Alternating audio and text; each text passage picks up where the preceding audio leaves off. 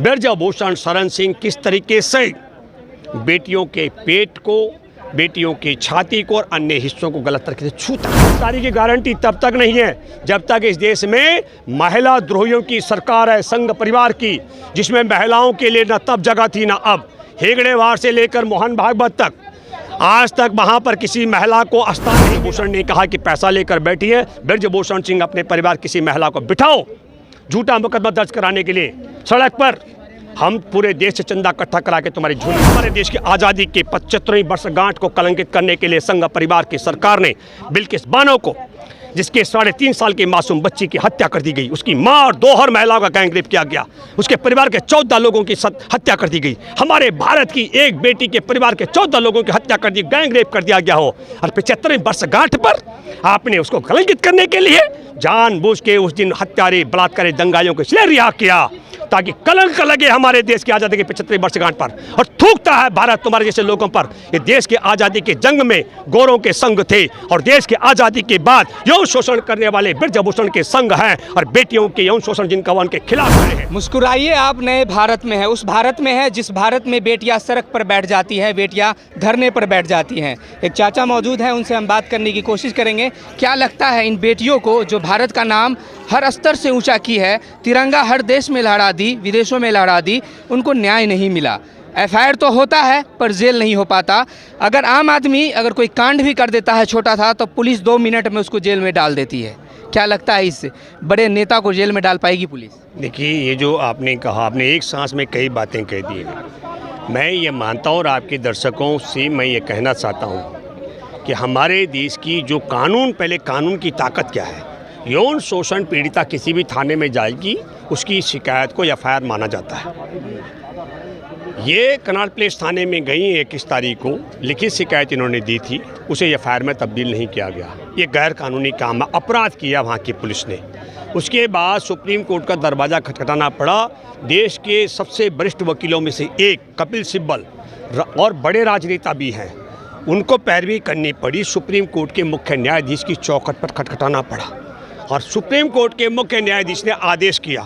23 तारीख को अनुमति दी और 28 तारीख को आदेश क्या दिया, एफआईआर दर्ज कर दो। वो तो कानून कहता ही था।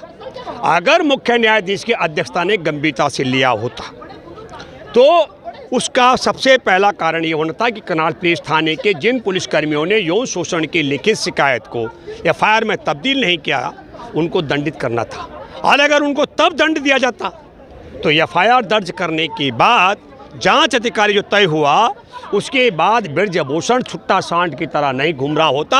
जांच अधिकारी जाता, हथकड़ी लगाता, यौन शोषण पॉस्को के तहत है, तत्काल गिरफ्तारी और जमानत नहीं होती है उस धारा के तहत, और गिरफ्तार होकर जेल जाना था। नैतिकता ये कहती, जो आपने कहा, आज इंडियन एक्सप्रेस में छपा है, यौन शोषण की शिकायत करने वाली बेटियों ने साफ साफ बयान उसमें है कि सांस लेने के तौर तरीके या सांस लेने की क्षमता की जांच करने के नाम पर ब्रजभूषण शरण सिंह किस तरीके से बेटियों के पेट को, बेटियों की छाती को और अन्य हिस्सों को गलत तरीके से छूता था।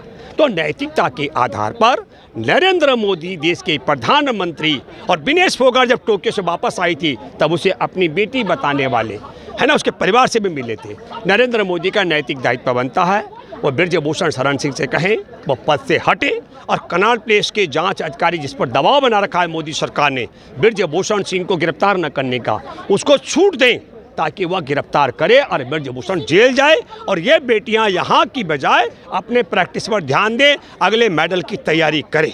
ये होना चाहिए। लेकिन जिस तरीके से मुख्य न्यायाधीश ने अनदेखी की, गंभीरता से इस मामले को नहीं लिया, अब नई परंपरा शुरू हो चुकी है। ये गोल्ड मेडल विजेता, इनकी पैरवी करने के लिए कपिल सिब्बल मिले।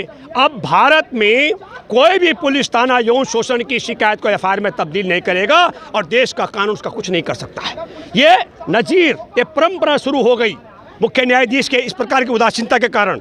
अब भारत में करोड़ों आदिवासी, दलित, मछुआरे, भूमिहीन, खेतीहर मजदूर और अल्पसंख्यकों की बेटियों को महिलाओं को यौन शोषण की शिकायत के लिए पहले जंतर मंतर आना पड़ेगा, थाने में लिखित शिकायत करनी पड़ेगी, कपिल सिब्बल जैसे वरिष्ठ अधिवक्ता को करना पड़ेगा, सुप्रीम कोर्ट का दरवाज़ा खटखटाना पड़ेगा, तब एफआईआर दर्ज होगी। गिरफ्तारी की गारंटी नहीं है, जो आपका सवाल है। गिरफ्तारी की गारंटी तब तक नहीं है जब तक इस देश में महिला द्रोहियों की सरकार है, संघ परिवार की, जिसमें महिलाओं के लिए न तब जगह थी न अब। हेगड़ेवार से लेकर मोहन भागवत तक आज तक वहाँ पर किसी महिला को स्थान नहीं मिला। तो महिला द्रोहियों की सरकार जब तक देश में रहेगी तब तक ये प्रचलन रहेगा। मैं एक और उदाहरण आपको देता हूँ। इससे पहले एक इनका संत आसाराम था। संत आसाराम ने अपने भक्त की बेटी के साथ बलात्कार किया। वह बेटी और उसका पिता गुमनाम थे। ये बेटियाँ तो ओलंपिक पदक विजेता हैं। इनके साथ तो आप सब टीवी वाले, सामाजिक आंदोलन के लोग, किसान आंदोलन के लोग सब खड़े हैं। सुप्रीम कोर्ट के बड़े वकील कपिल सिब्बल खड़े हैं और उसके साथ कोई खड़ा नहीं था, कोई धरना प्रदर्शन नहीं, कोई वो अपना गए थाने में, बाप बेटी गए और एफआईआर दर्ज हुआ और वो गिरफ्तार और सजा भुगत रहा है, क्योंकि तब महिलाओं की सुनवाई करने वाले मनमोहन सिंह की सरकार थी। तो जो देश में महिलाओं का सम्मान करने वाले लोग हैं उनसे मैं अपील करता हूँ, क्योंकि ब्रजभूषण शरण सिंह ने चैलेंज किया है। पहले कहा जनवरी में, 20 जनवरी को, 18 जनवरी को धरने में बैठी थे, तब कहा था कि मैंने मुंह खोला सुनामी आ जाएगी। तो वह कौन सी सुनामी आने वाली है जिसमें नरेंद्र मोदी, अमित शाह और नड्डा बह जाएंगे? क्योंकि अब की बार चुनौती दे रहा है कि बोलो नड्डा, बोलो अमित शाह, बोलो नरेंद्र मोदी, मैं तब पद का त्याग करूंगा। और दो बड़े घिनौने आरोप लगा रहा है। पहले कहा कि ये सैकड़ों करोड़ रुपए लेकर के धरने पर बैठी है मेरे खिलाफ, फिर कहा मोदी सरकार के खिलाफ, अब कह रहा है कि मैंने कायदे कानून बदल दिए इसलिए धरने पर बैठी हुई हैं। ये जानबूझ करके आरोप लगा रहा है। मैं इस पर कहना चाहता हूँ, ब्रजभूषण ने कहा कि पैसा लेकर बैठी है। ब्रजभूषण सिंह अपने परिवार किसी महिला को बिठाओ झूठा मुकदमा दर्ज कराने के लिए सड़क पर, हम पूरे देश से चंदा इकट्ठा करा के तुम्हारी झोली भर देंगे। इतना आरोप लगा रहे हैं। इसलिए मैं कहना चाहता हूँ, मुख्य न्यायाधीश से अपील करता हूँ, ये बुरी परंपरा आपने कर दी है शुरू।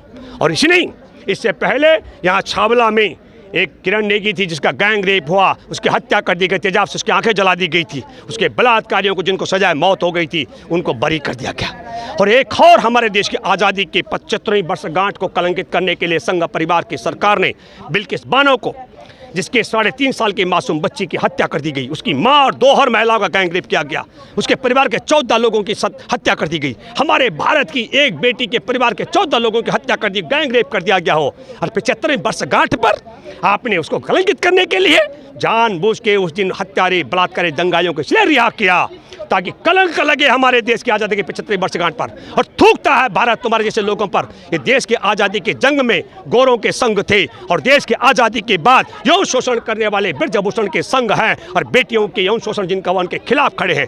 देशवासियों को दायित्व बनता, जिम्मेवारी बनती है, पूछो जहाँ जहाँ भाजपाई तुमको मिलते हैं, सबसे बड़ा आंदोलन में आपकी भागीदारी होगी। पूछिए नरेंद्र मोदी, नड्डा, भाजपा, अमित शाह, पूरी भाजपा और मोदी सरकार क्यों यौन शोषण करने वाले ब्रजभूषण शरण सिंह के साथ खड़ी है और क्यों यौन शोषण की शिकायत करने वाली गोल्ड मेडल विजेता बेटियों के खिलाफ अड़ी है? ये सवाल आपको जहां जहां भाजपाई मिलते हैं उनसे पूछना चाहिए।